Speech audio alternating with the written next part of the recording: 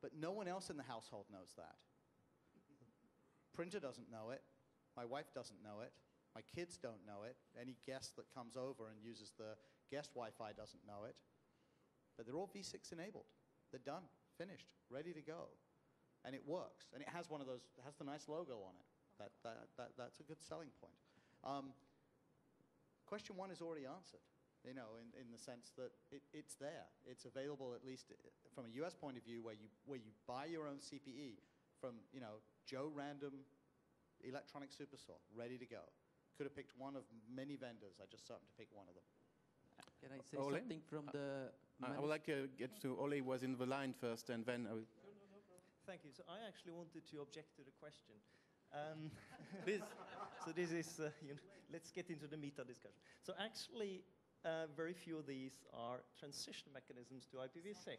Exactly. And I haven't invented new transition mechanisms to IPv6 for a long time. We stopped doing that. We're done. And out of these, there are 1, 2, 3, 4, 5, 6 ones which are transition technologies towards V6. I tried to kill the first one. I'm supporting the second one. I'm trying to kill number 3, 4, and 5, and 6 is okay. So we're left with 2, possibly, or just 1. And for the remaining ones, that's where all the innovation happens. It has nothing in my mind to do with IPv6. It has all to do about extending the life of IPv4. That's where all the complexity comes. That's all the innovation. That's where all, you know, don't come and shoot me for that. I don't think either of these are good ideas. It's just that we're stuck in a world where we have to keep V4 running, and that's the pain. So it has nothing to do with V6. Don't mix them together. So well, it has to do with V6 in the sense that the customer has to buy something that will work with a V6 network and that still provide him with V4 stuff. So if you have a list of 25 or 125 different mechanisms, and does it have to go and read the fine print on the side of a box to know which one it is supported? Or do we need to have a logo that says, okay, 2012, this is what you need. 2013, this is what you need. Yeah, do you want to address this? Yeah, so actually, I wanted to say the same thing as Ole said. We need to find out which mechanisms are actually transition mechanisms towards V6 and which one are delaying IPv6 deployment. So probably we need another RFC defining that. So Jan, you recognize this is not the IETF meeting. That's in like 6 weeks, right? Carl, you had a point. Yeah, so I'm looking at it from a different perspective because we're in the managed CPE device world. And for me, an IPv6 CPE is ready when we can plug it in the network and the user will not notice it. We're running dual stack 6RD and DS Lite, following Ole's recommendation, and I agree upon them. Just trying to slow down some of them because they're too harsh, like putting automatic tunnel up and down things. But for us, it's just the user should not notice because the user doesn't know, on average, what the V6 is. He doesn't know what the V4 is either. He just wants connectivity, and that's it. Thank you. Chiara? Yes, I totally agree with Carl because also from our point of view, a CPE is working when I plug and it works without any specific requirement to the customer. I cannot expect that the customer has to do a lot of tricky procedures to have IPv6 up and running on their CPEs. On the other side, we need to maintain a backward compatibility with IPv4 world. We cannot expect that, especially in Italy, probably we are a little bit late with the new technologies, but there are still a lot of application and software operative systems that does not work well. Well, I don't think you are very late in technology because you have been one of the pioneers testing all this. So. Yes, but generally speaking. Michael. Just to enforce maybe what Chiara just said, I mean, the purpose is not to delay the arrival of IPv6, right? But unfortunately, there is not only the CPE that is involved in order to deliver the service. You have the access nodes, you have the BNG nodes, right? And when we are talking about access nodes, we usually talk about 10,000 of boxes, right? So I mean, if these access nodes can be IPv6 transparent, that's fine. But that's not already the case. So, I mean, we should be prepared to face any kind of scenarios. And same would apply to the BNG edge, to the IT infrastructure. So I'm not objecting the fact of going as soon as possible to IPv6, but at least we should be prepared with some, let's say, not necessarily a backup solution, but at least some smooth evolution to IPv6. But let's stay for IPv6 for a second. I noticed something that Chiara said is, it's ready when we can plug it, okay? So the question is, are we there yet? What are the interoperabilities, issue of the technical issues that we are seeing? And we have done some bake-off for other technologies like DHCP, DNS, DNSSEC, and all of that, BGP. Do we need the CPE bake-off, or do what we already have in place with some of the UNH tests enough, or do we need to go further than that? So who would like to address this? Yeah, I would like to add one small thing. I heard over the last couple of days, Windows XP is due to die or something in a few years. I think I heard 2014, but I might be mistaken, but I think we're in 2012. So we need to be able to address the fact that some hosts have no DHCP client, that some hosts will not accept arrays with DNS in it. So that's also part of the IPv6 ready. So get a DNS proxy in the device. But Carl, so I mean, we won't arrive at utopia overnight, right? So even internally within the COMCAST network, we enable v6 on XP for desktop enterprise use. Why? Because we have no choice, right? It's not simply something that we can go ahead and swap out overnight and have 100,000 people with a new computer. We have to incrementally get to the place that we all wish to be in, right? And absolutely. So we need to take into account that these devices are still there. Let's focus a little bit on CPEs, not necessarily on XP at this moment. So what kind of problems have you seen in operation with the existing CPEs that are on the market today? So Alain, I mean, from our point of view, we've seen a variety of issues, right? Even dating back, 2 years ago when the trials had started. Admittedly, those issues, and we can talk about them if you wish. We can share a few of those.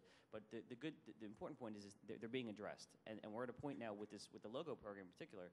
It's a very robust test plan from the UNH, and frankly speaking, we've all invested. Several of us here have invested quite a bit of time in making sure that test plan is balanced and meets a wider range of needs. So from an interoperability point of view, I think we're nearing a point where we have the machinery to validate this, right, through these test plans and their interoperability. There have been certain issues that we've seen in the form of everything from DHCP-v6 prefix delegation type exchange issues to DHCP-v6 storms, at least in the the COMCAST network. So we've seen a wide range of misbehaviors, and they still appear today in the form of bugs. So let me ask a question to the CPE vendors that we have on this panel. When I, as a customer, go to an electronics store and buy a CPE, do I have an IPv6 ready logo that is on the box today? How do I know that the thing I buy is IPv6 ready? Yes, all our IPv6 support CPE also got all passed the local program. So we have this sticker on the gift box, so it's quite obvious to pick it up. Yes. You can't buy us from the store, but we are the IPv6 ready logo for the core-based protocols. But one small thing to add to John's things on the, I'm totally agree on the 6204. That is a good set of things you have to pass. One of them, though, is the DNS through the router advertisement. So shouldn't there be a bit of push to the host? And I'm not speaking about Windows XP, but Windows 7 and other Linux distributions to also accept these things and do something with it. There are a lot of known bugs in that area. So you can start sending these, but if the host don't use it, it's quite useless. There are many options, though. I mean, part of what we've tried to do is our enablement within a home is to make sure until there is, there may never be every host may never support RFC 6106.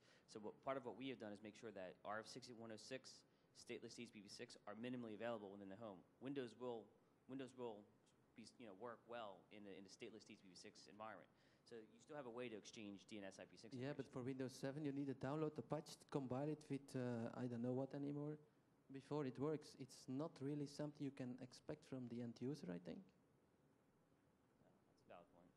Yeah, but at the end of the day, what you really want to care about is the end user experience without technical bits. So, okay, if the certain Windows distributions versions don't get IPv6 DNS via DHCP-v6 or via router advertisements, So what? They're probably dual stack. They probably do the HAP on IPv4. They can do DNS perfectly well through that.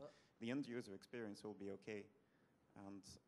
And adding to that as well, I mean, we can't really impose anything on the hosts. They are out there. We do need to support them. We do need to prevent help desk calls. Operators really hate it when when customers do that. And therefore, you can say that, well, we run Windows XP on our enterprise network because we enabled that, or like Ron's network has done that. In a residential environment, it's much more brutal than that. So I think the consequence of the IETF specifying two ways of doing the same thing means that the CPE has to support both. And it means that the host also has to support both, but you'll find any combination. So, and this is a part of complexity I take no blame for. I was against doing it in two different ways. And Carl, we are all culprits in this community who participate to IETF to define way too many things that do exactly the same thing twice or 3 times or 4 times. Yes.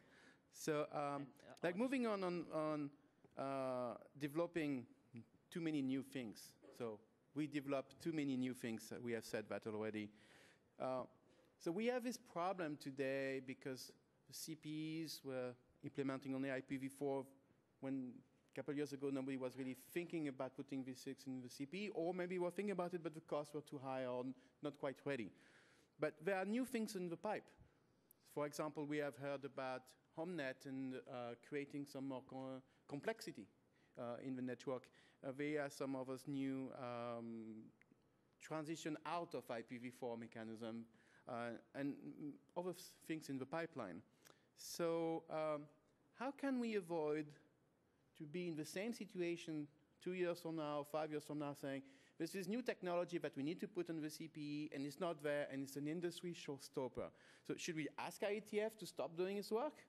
Or should we make sure that we put a lot more memory and a lot more CPU in the CPE so that they can be upgraded, software upgraded? Actually, how can we software upgrades of those things remotely? Or should we go to a model where there's no real intelligence in the CPE, everything is done on the BNG, for example, as a virtual CPE model, or is there something else? Where is the solution so that next time there's something big new coming, it's not a showstopper for the industry? Yeah. Ask IETF to stop inventing new things? Probably, partially, yes. So in November, we had this great panel in Ljubljana with Mark Townsley, Dan Wink, and Randy Bush. And I had the honor to chair that panel, where we were discussing about the trade-offs in a transition mechanism space. And I really liked the outcome, the generic thinking from these 3 people, from Mr. Vision, Mr. Translation, and Mr. Tunnel,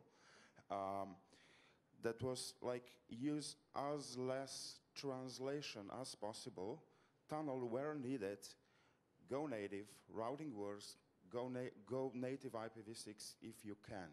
So go stateless, stateless rules, go end-to-end. Please avoid CGNs and statefulness, right? And this was the generic message that I think it makes sense. So with regards to the CPE, CPEs and the transition mechanisms in CPEs needs also to follow this generic message.